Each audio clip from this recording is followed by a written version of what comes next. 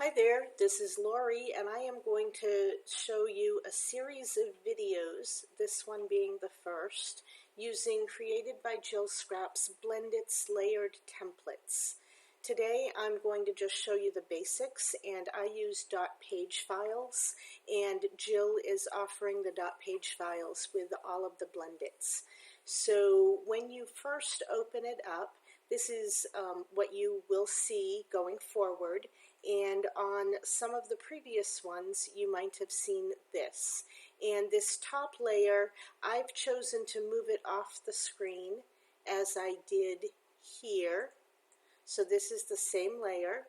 And I've chosen to move it off the screen because, as you know, I like to see the previews when I'm pulling up my template to know exactly what they're going to look like.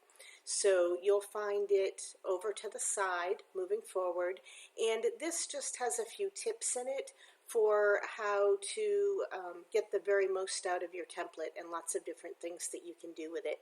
For the moment, in order to show you what I'm going to show you, we're going to hide that with the eyeball, and then you'll also see this huge list of instructions. And this is great because it's easy to reference exactly what you might want to see or know how to do when you're looking at this template. You've got lots and lots of different layers, and this goes through and even gives you step-by-step information on how you can fill those layers. But I'm going to keep this video very simple.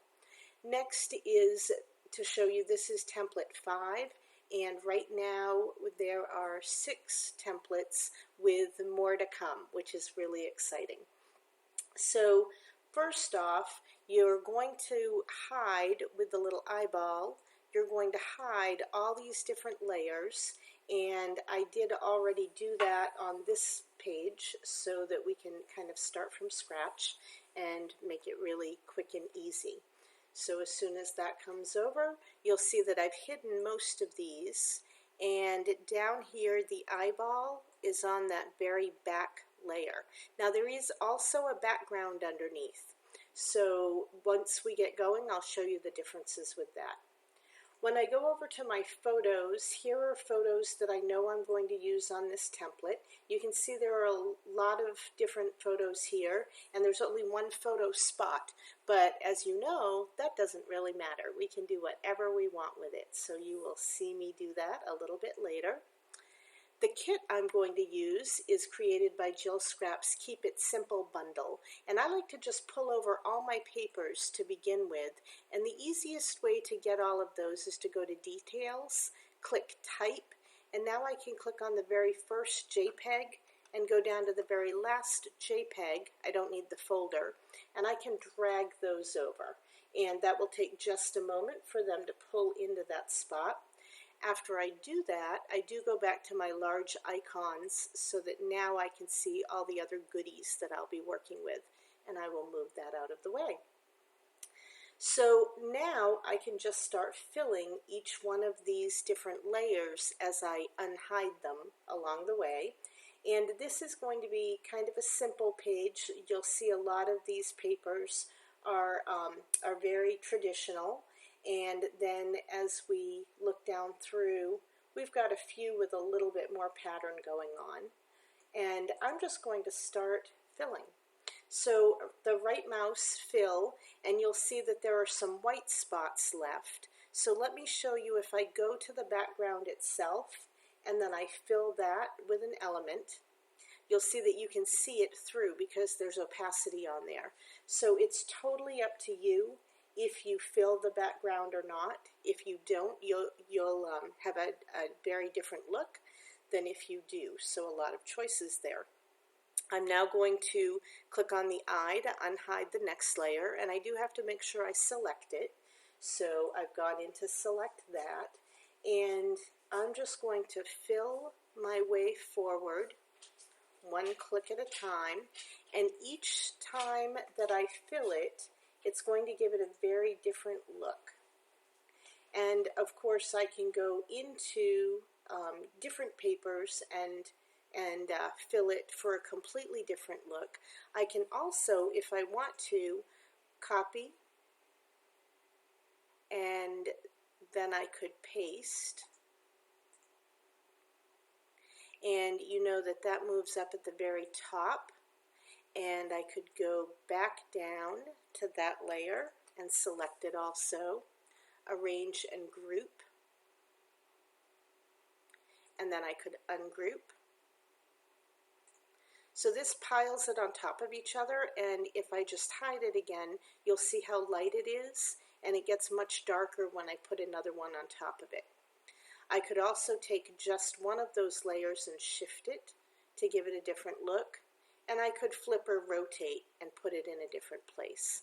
I'm just going to hide that one for the moment and continue on.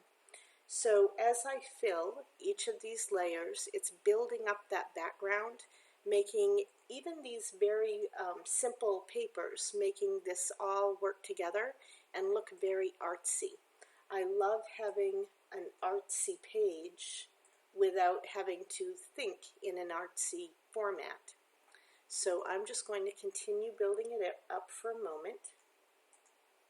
I love using stripes and dots and different things in these areas because it gives it just such a totally unique look. I like things that are kind of messy and free-flowing. So as I continue to build this, each layer is becoming visible. And at the moment I'm going to stop filling the layers for a second, and I'm just going to pull up these photo spots so that I can show you what happens here. So on some of these photo spots you'll have this shadow layer, and that shadow layer you're not going to fill. You're going to leave that one alone to give that the nice shadowed look, assuming that you're going to go ahead and use the photos that are here. So if I wanted to, of course, I could just pull over a photo, and once my page is completely done, and you'll see that a little bit later, you'll have a finished page very easily. But for the moment, I'm going to hide these,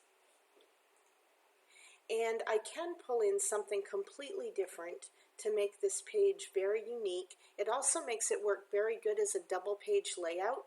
Once you've got all that background done, now you can just duplicate your page and you can pull different photos on and do things in a totally different manner.